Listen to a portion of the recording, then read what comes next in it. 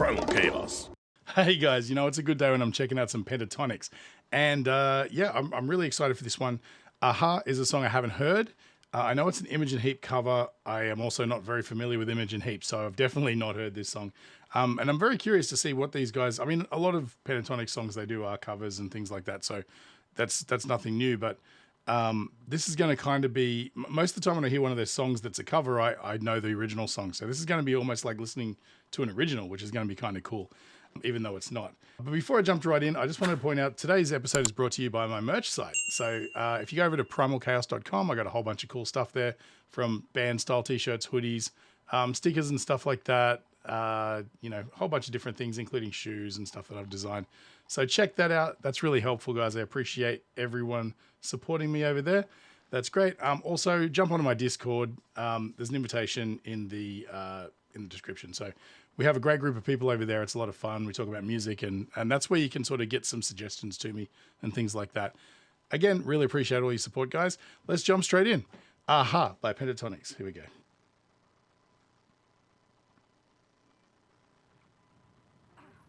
Excited.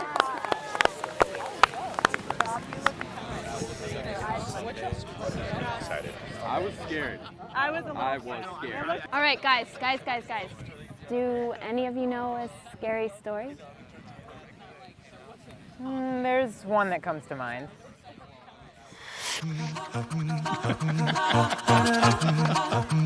Very cool.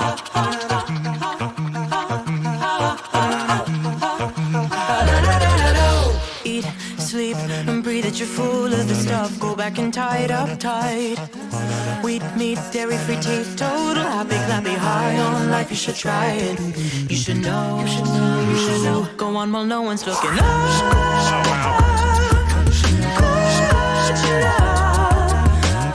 you red-handed in the biscuit tin. Caused you to keep me quiet.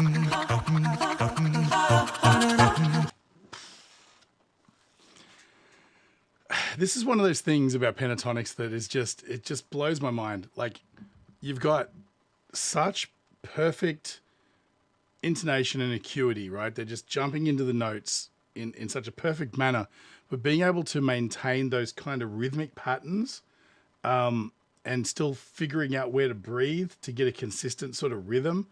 And I know that there's like a lot of voices here jumping on different parts and things like that, and I get that, but there's just something to it that every fiber of my being wants it to be programmed, you know, like in a computer, like sampling the sounds and then programming them. But I know that Pentatonix do this stuff live all the time. And it just like, and again, I never distrusted like Pentatonix. I'm not saying that that's what they do, but I'm saying like, to me, the easiest solution would be to do it like, you know, like sometimes people do that with beatboxing. They'll sample the things and they'll program the rhythm. Because it's just easier. But these guys always seem to find the path of most resistance, and that's just how exceptional they are. But I mean, if we jump back and just listen to some of those articulations, like right from the jump.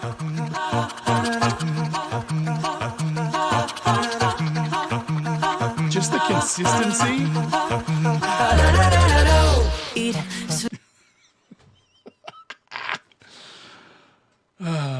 Avi he breaks my heart every time he sings a note. He's so good. Sleep and breathe it. You're full of the stuff. Go back and tie it up tight. Wheat, meat, dairy-free, teetotal, happy, clappy, high on life. You should try it. You should know. You should know. Go on while no one's looking. I love how that kicks. Caught you red-handed in the biscuit tin. Caused you to keep me quiet.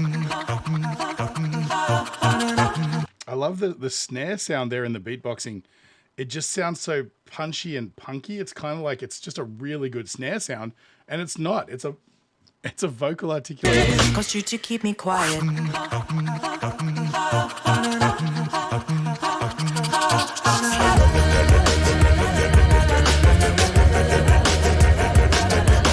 Golden boy boots, pocket pedestal, making sharp, smart moves. Plastic, tin can, paper separated. Busy bee, wave, save the planet flag. Sorry, I just got to jump back. Listen to those swooping sort of harmonized parts. Moves. Plastic, tin can, paper separated. Busy bee, wave. See, it's not enough to just to sing the notes. The dynamics are so in unison with one another, which it makes the whole thing sound like an organism that's working fundamentally within itself. It doesn't sound like, you know, 5 people, or was it 5 or 6, whatever, working separately to create a sound. It just sounds like one homogeneous thing. And by dynamics, I mean like they'll come in on a note, and you know there'll be 2 or 3. I can't sort of break it apart in my ears just yet. You know, you got Mitch singing the main part, and you got these little swooping sort of little melodic parts coming in that are all harmonized, and you can hear them sort of dropping down into low bass for Avi and things like that. There's a whole bunch going on, but they're managing to maintain this dynamic because they're not just consistently like the same volume level. They sort of swoop in quiet and build at the same time, and things like that. It just sounds very, very orchestral and cinematic, you know. Like I'll jump back so you can sort of check that out again. Boy boots, pocket pedestal, making sharp, smart moves. Plastic, tin can, paper separated, busy bee, wave. And I love how they're breaking up the sort of arpeggiating the chord as well, having 2 voices. Na, na, na. Save the planet moves. Plastic, tin can, paper separated, busy bee, wave. Save the planet flag. But sneaky in suburbia. If you got a good pair of stereo headphones, listen to the rhythm, Can right? paper separated, busy bee, wave. Save the planet flag. But sneaky in Right. suburbia. It sort of swoops. It's like if this was stereo, but I love it. I love it so much. The planet flag. But sneaky in suburbia. Can you camera? Line and sinker for a 4-wheel drive. Cost you to keep me quiet. Come on.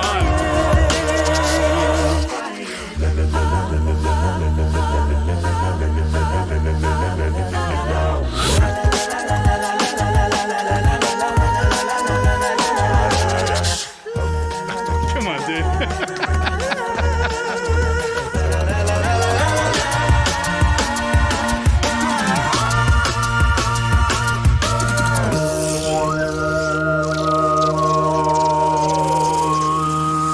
Nice is sweet. All right, who was doing the overtone singing?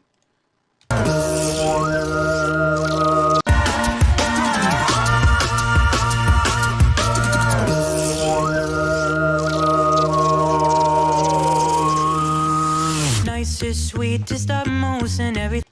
I can't place it. Who is it? Let me know in the comments. I'd love to know. I didn't know that any of them were capable of doing that. Although, why wouldn't they be? They're capable of literally everything else.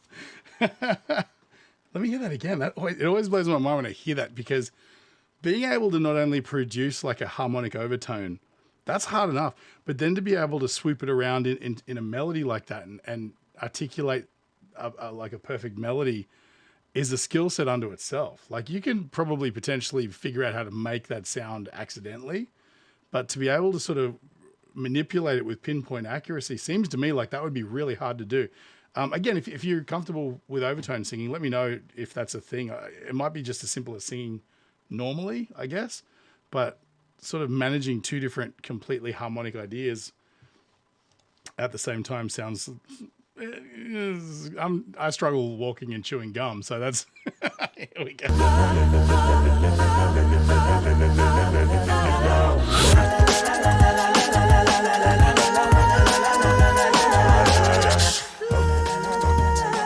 See, again, the dynamics, see it's softened off there? And then a bit up again.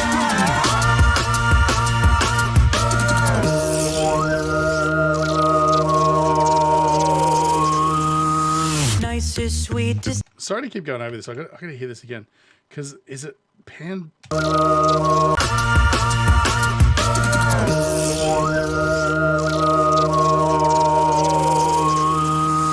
Nice is sweet. It's an odd choice. I feel like the overtone is starting in the middle and it's sort of moving to the right. Like it doesn't feel like a full left to right sweep, which is a strange choice, but it's definitely unhinged, which is, you know, fits. It 100% fits. Nice nicest, sweetest, utmost, and everything. It's so charming, very charming. And well read can play the full note, still at ease and put the deepest Swiss bank trust in you. No one saw it coming.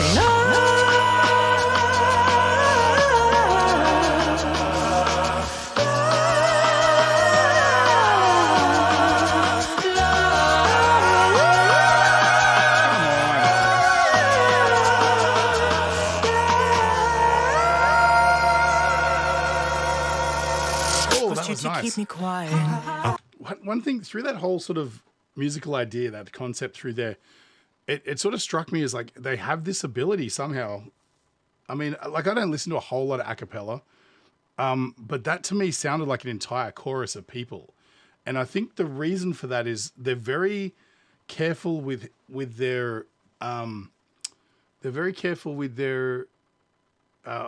I don't want to say orchestration, their arrangement, their vocal arrangements, to reserve like a widespread harmonic hit, like all on the same chord at the same time. They reserve them for like punchy sort of, the first note of like a new musical idea, like a chorus or something like that.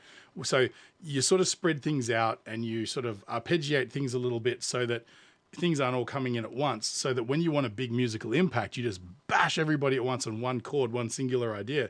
And suddenly your musical framework sort of goes like this, and then suddenly just goes bam out like this, and you've got this full range of sound. And then through that last sort of part there, that I guess the bridge part, they opened up and let everybody have their sort of space in the frequency to really give you this big, lush, choral sounding thing. How far back? No one saw it coming. Like, see what I mean? They'll drop the dynamics down here. They got a lot of staccato parts, right? In you, no one saw it coming.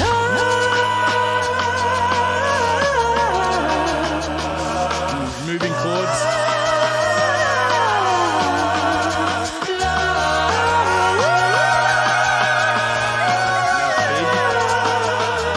Very open.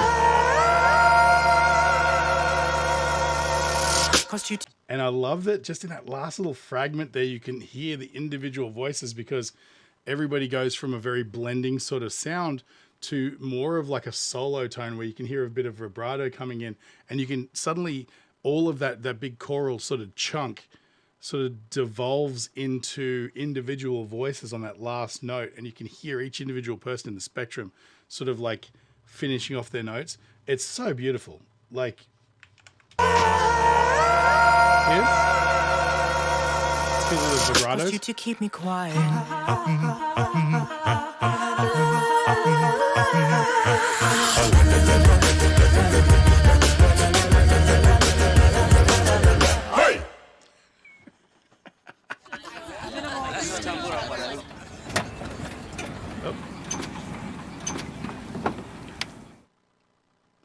Oh, is there more?